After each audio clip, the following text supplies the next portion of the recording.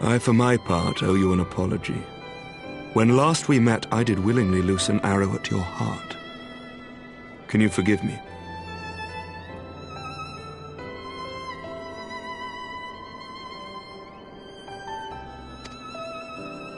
There is naught to forgive, Hameric.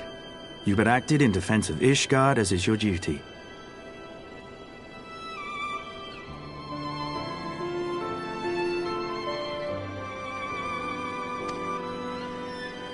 Were you any less single-minded about it, I would not follow you into battle, nor trust you at my back.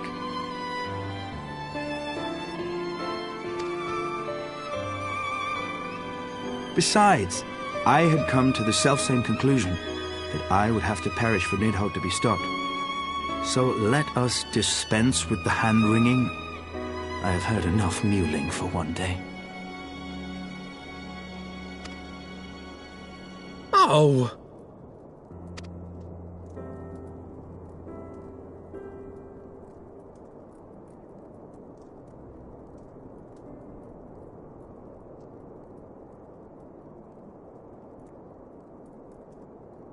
The tendrils of Nidhogg's foul presence bound up every fiber of my being, usurping my senses, but I yet retained some trace of awareness.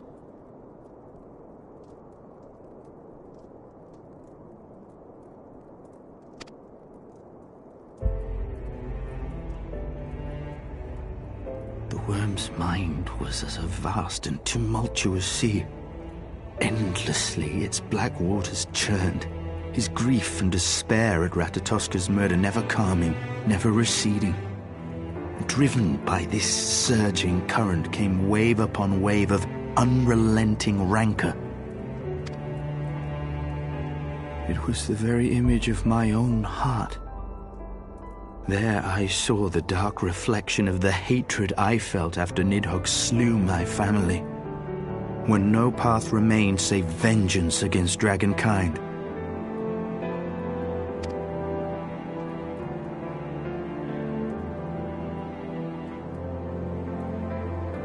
Neither one of us had a choice.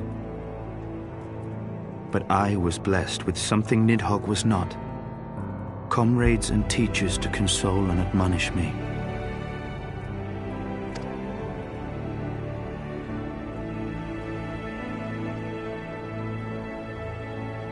Had I not had them to gainsay my obsession, it would surely have consumed me as Nidhogg's did him, and we would have been in all respects alike.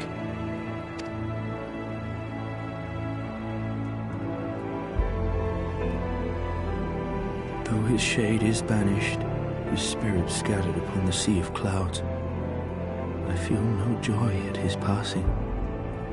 Where once I craved vengeance, I now crave rest.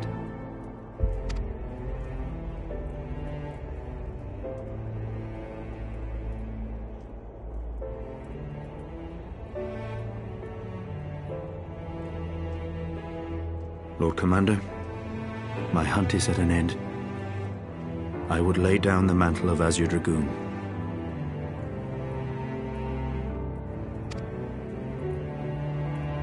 My friend.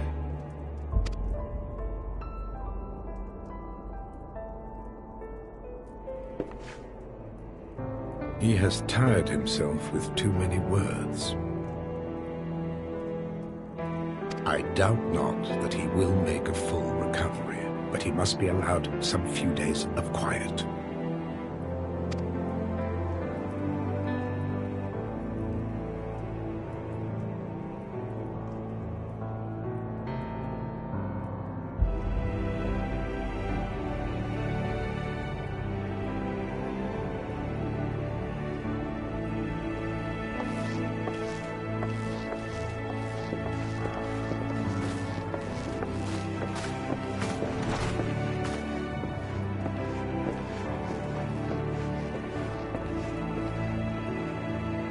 I too must see my path to its end. Sleep well, my friend.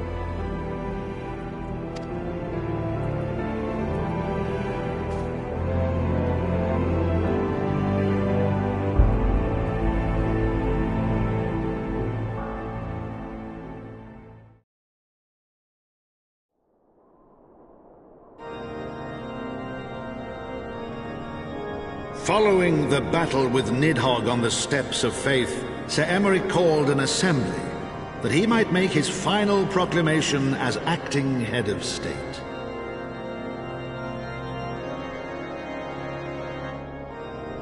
'Twas there, with one decree, that the 1,000-year rule of the archbishops was ended, paving the way for a new republic. The governance of Ishgard would now be placed in the hands of high and lowborn alike, their ranks represented by the newly founded House of Lords and House of Commons. Church was separated from state. The foundation for change had been carefully laid, and the reforms proposed by Ishgard's new government passed into law without incident.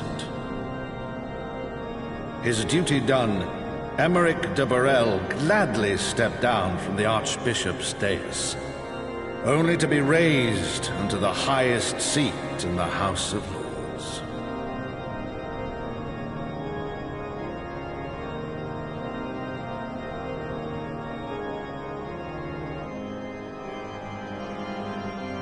Though he strove at first to refuse this honor, the unexpectedly strident voice of the Count de Durandare left him little choice but to accept.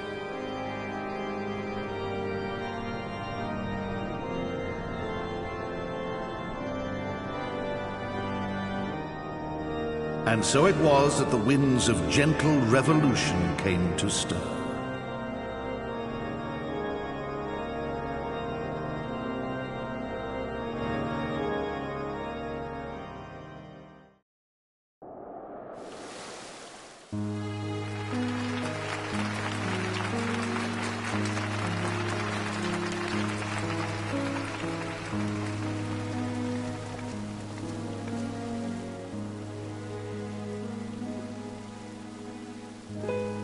Prominent among the many honored guests at Sir Emeric's investiture were the ambassadors of Dragonkind, a fitting symbol of Ishgard's newfound peace.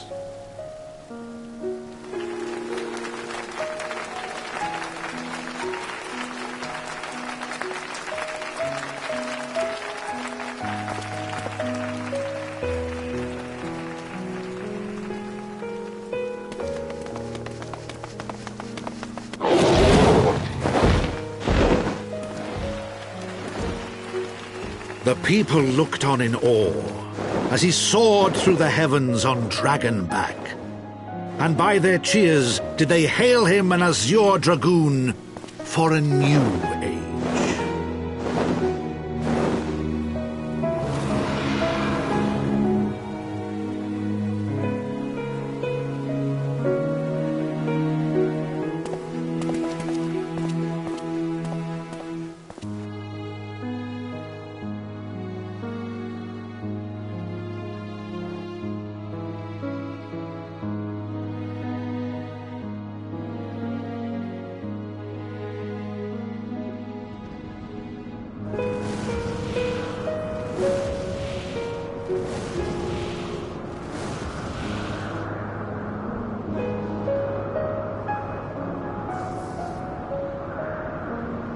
Thus were the notes of the dragon song rewritten, the din of war giving way to a rising litany of peace and hope.